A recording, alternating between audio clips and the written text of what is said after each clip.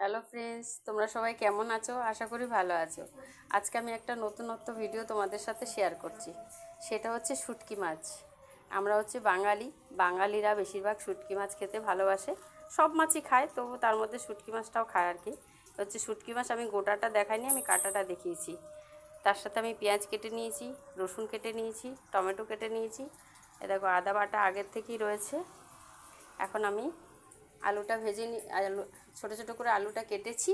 ছোটো ছোটো করে আলুটা কাটার পরে এখন আমি আলুটা ভেজে নেব। কড়াইতে তেল, কালকে আমি চিকেন পকোড়া করেছিলাম, সেই তেলটাই এখন বেঁচে আছে। এই তেলেই আমি শুটকি মাছটা রান্না করব। আলুটা এখন আমি ভেজে নিচ্ছি। আলুটা আমার ভাজা হয়ে গেছে। দেখো বন্ধুরা, আমি লাল লাল করে ভেজে নিয়েছি। এখন আমি আলুটাকে নামিয়ে দেবো। আলু ভাজাটা নামিয়ে দিয়েছি। এখন আমি কড়াইতে তেল দিয়ে দিচ্ছি। পরিমাণ মতন তেল দিয়ে দিলাম।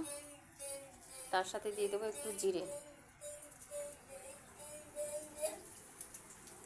আর এই যে হলুদ দেখতে পাচ্ছ। আমি এখন মাছে নুন হলুদ মাখাবো।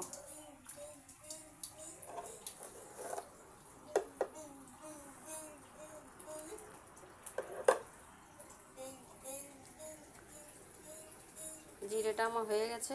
এখন আমি তার সাথে দিয়ে দেবো পেঁয়াজ।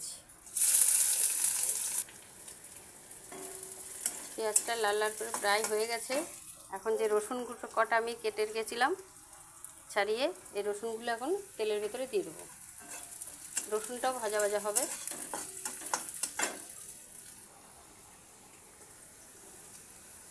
পেঁয়াজটা লাল লাল করে ভাজা হয়ে গেছে। আমি এখন শুটকি মাছটাকে নুন হলুদ দিয়ে মাখিয়ে এখন দিয়ে দেবো।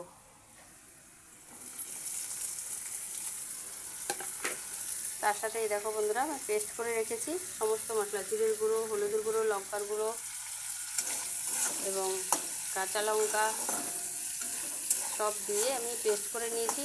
মাছটা আমার একটু ভালো করে ভাজা ভাজা হবে। তার সাথে আমি মশলাটা কষাবো। মাছটা একদম সুন্দর ভাজা হয়ে গেছে। দেখো একদম বোঝা যাচ্ছে না যে শুটকি মাছ কোনটা আর পেঁয়াজ কোনটা। একটু ভালো করে ভাজলে শুটকি মাছের গন্ধটা আর থাকে না। আমি যে মশলাটা পেস্ট করে রেখেছিলাম, এখন আমি মশলাটা দিয়ে দিচ্ছি।